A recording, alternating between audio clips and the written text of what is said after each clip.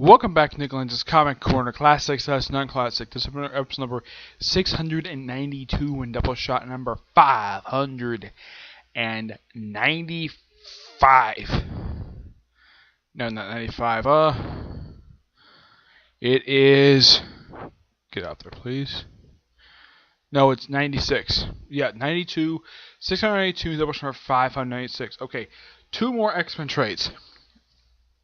First up, it's New X-Men, Childhood's End, Volume 4, collecting issues 33-36. Still, this is the second last trade to basically of the Chris Joseph Craig Kyle run with Paco Medina on the artwork and Duncan Redoya on the artwork.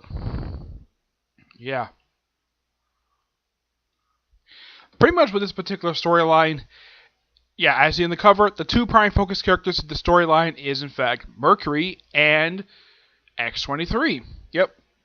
Pretty much kind of the people who were responsible for creation X-23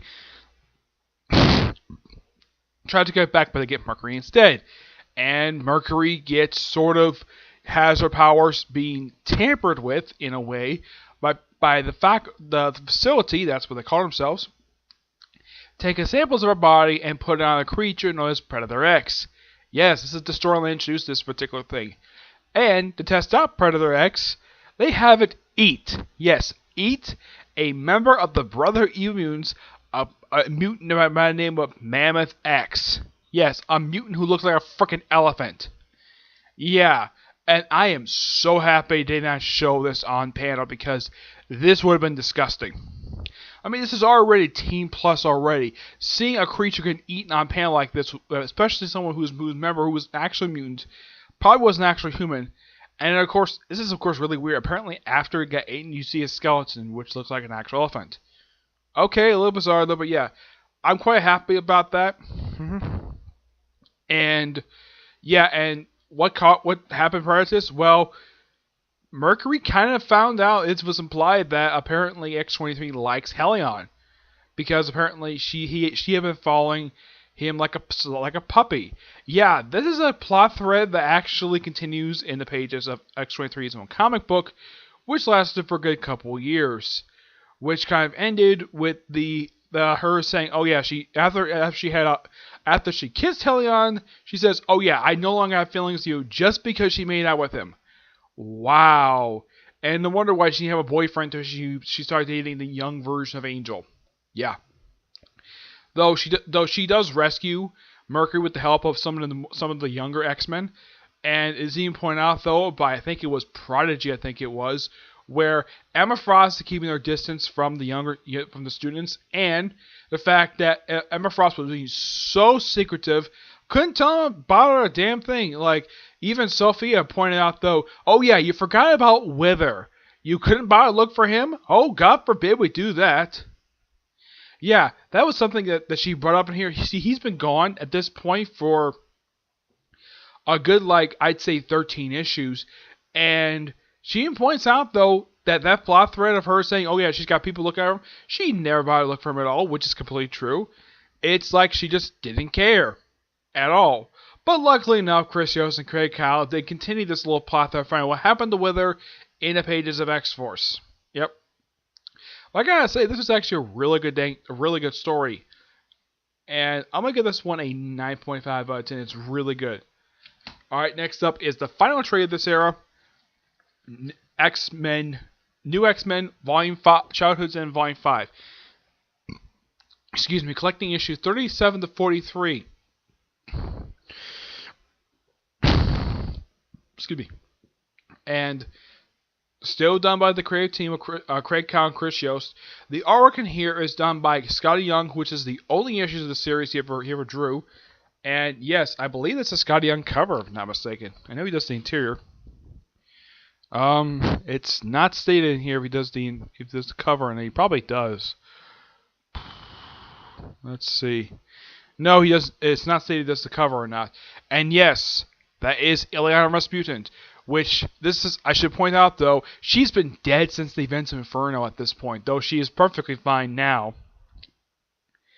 And Yes, that because the reason why she looks like this because she's a ruler of Limbo and she spent years living there. Oh yeah, and here's another thing: there's this demon called Bascalo who fell in love with Ileana when she was a little girl.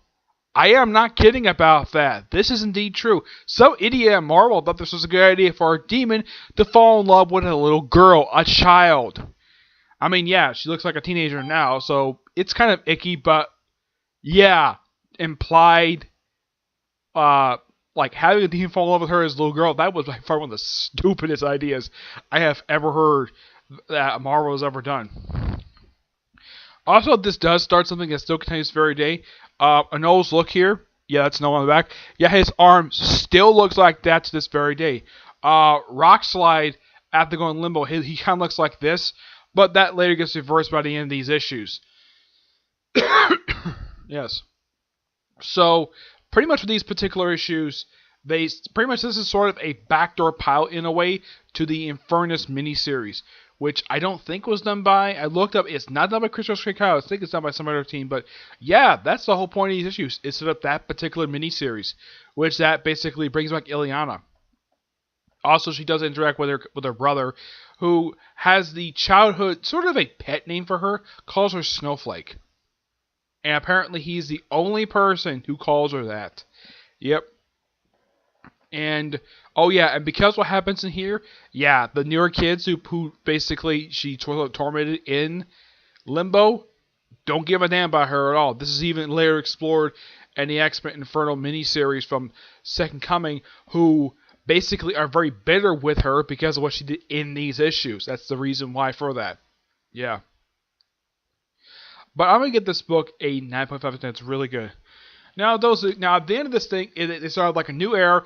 They give them all new costumes. Costumes they wear pretty much what I can tell. I think they pretty much still keep wearing these costumes up until recently. I mean, X-23 doesn't wear her costume anymore. Well, before she became Wolverine. But yeah, as for these characters, what they've been doing since this series ended, well, let's see. Pixies and Pop-Up now getting pages on Uncanny X-Men, and has been sort of a semi-member of the X-Men, though she hasn't done very much. Though for some reason, I'm not really sure why this is. Despite the fact she graduated, they apparently made her a student again for some strange reason, and then they have her graduated for a second time, which is really bizarre.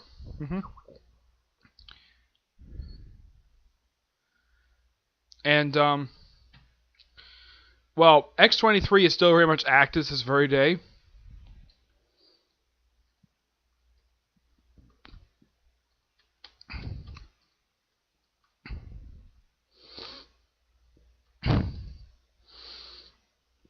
But what about everybody else? Let's see.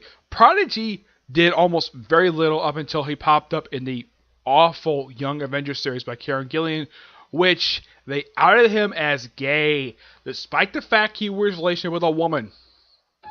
Yeah. As for Surge, she's popped up roughly a few times since the series ended. She doesn't do very much. What about Sophia, aka Wind Dancer? She has done nothing. Absolutely freaking nothing. Mercury has still occasionally appeared, but here's the thing I don't like about the current X-Men comics. There is a lot of really good young characters, with the exception of X-23. The writers of the X-Men comics are doing virtually nothing with these characters. Anol and Rockslide probably the only characters left in X-23 who get a chance to do something. Because it seems like half the time the writers just don't care to use these characters at all. At least Chris Yost and Craig Cowell bothered to use Elixir and X-23 in the X-Force comic book. But in the case of the rest of these characters, oh, God forbid we actually bothered to use these characters in actual storylines. Yeah, let's just keep them as students. Despite the fact somebody did graduate at the end of the Wolverine X-Men series. And I really thought that Generation X, the recent series, was a good attempt basically taking some of the more newer characters Jason Aaron introduced in his series, Wolverine X, and giving him something like Nature Girl, Eye Boy, giving him something to do, and then right after that series ended, nothing with some of these characters at all. Yeah, Generation X, in my honest opinion, was basically, I think, Marvel's attempt to set it for people for certain characters who are not very much used. I mean, there is a chest full of good characters Marvel could use for the X-Men comic characters. Yeah, they could use these characters, but nope. They just chose. They don't do anything with these characters at all because they just don't care. Despite the fact this series, from what I can tell, did have a fan base. I don't have any proof about that, but I know that one of the people from Comic Frontline, I think it was either Brant or Jay, said he really loved this series. I mean, I love the series too. I thought the series was absolutely fantastic. It had great writing, great characters, great artwork. None of the bad artwork for this whole series. And yet, Marvel ends the series, replaces with Young X-Men, which is a semi-continuation of the series comic book, which has Dust appear in the comic book as a regular character. But like Raph, that series ended. Dust does virtually nothing. I'm not kidding. She does virtually nothing. Helion has occasionally done stuff, not a heck of a lot. He occasionally appears. I mean, his most prominent thing that happened to him is that he lost his hands during his second coming. He was also a supporting character in the X-23 comic book. Excuse me, and his most recent appearance was actually in the pages of Uncanny Inhumans. Yeah, that was his most recent appearance, where he sort of attacked them because of the stuff going on with the whole Terrigen and Mistkill and the mutants thing. And they briefly imprisoned him, but they released him. But that's the most recent thing anybody's done with the character because, like I keep saying, with the exception of X-23, a lot of the characters who were very high, good push in these series, and it seems like once the series ended, nobody wanted to use these characters. And I mean nobody. Not even the newer characters that even Jason Aaron did. At least in the case of Wolverine and the X-Men, that was at least an attempt to try to do something with the younger X-Men characters. I mean, yeah, you can use a boatload of new ones. But here's kind of the thing. Yeah, you develop a lot of the really big-name X-Men. A lot of the really big-name X-Men. I mean, heck, you've included, Dennis Hopeless included two of the two characters, one of whom was a creation of Chris Yost and Craig Kyle, the character Genesis, who's a clone of Apocalypse, and Idy, who's actually a character created by Karen Gillian as part of the all-new X-Men series. That was at least an attempt to do something with some of these characters. But no, we just gotta have all the really big-name characters take up all the spotlight in all the X-Men comic books. Yes, we just have to. Okay, fine, whatever. But you could take some of these characters, like you can take the characters from this group and make one of their squads, like reform it and make it an actual X-Men team. Like, I don't know, you can bring back the New Mutants. That would be interesting. Or, I don't know, do another Generation X series. But don't have that same awful artist for the series. But Marvel, please do something. You have a boatload of X-Men characters that really need something to do. Because for the past, I'd say almost 11 years, most of these characters are just doing nothing. They get very much little character development, and they just sit on the sidelines. Let's have all the big-name X-Men, the characters who got a boatload of development over the course of their entire character history. Let them get all the spotlight for all the stuff, and not the younger X-Men. Excuse me, not these potential students who could be potential X-Men characters. It just seems like ever since the 80s, it just seems like Marvel just can't move past the big name characters. You can't give these characters a big push. You can't put them on an X-Men team for some strange reason. Pixie was on an X-Men roster for a few years, and then for some reason they just removed her from the roster for no explained reason. Heck, the character Armor, who was a member of the X-Men, still kind of a student. And yet, I think the most recent thing they've done with her was put her in the Muse Dead Souls miniseries. But I just really wish Marvel would do something with these characters. Alright? Not much else to say about that, but I think a lot of people might agree. Marvel needs to do something with these characters. And please, for the love of God, do not kill these characters off. Because I heard about extermination of the X-Men, which is possibly going to send the past versions of the original 5 back to the past. Fine, whatever. But don't kill these characters off, especially since these characters are really damn good. Or heck, you can do another series like this. That would be interesting. It will be something. Alright, so that's it for this episode. Stay tuned for the next episode, which I will talk about something that I've never talked about on this channel before. I'm going to talk about a series from Vertigo.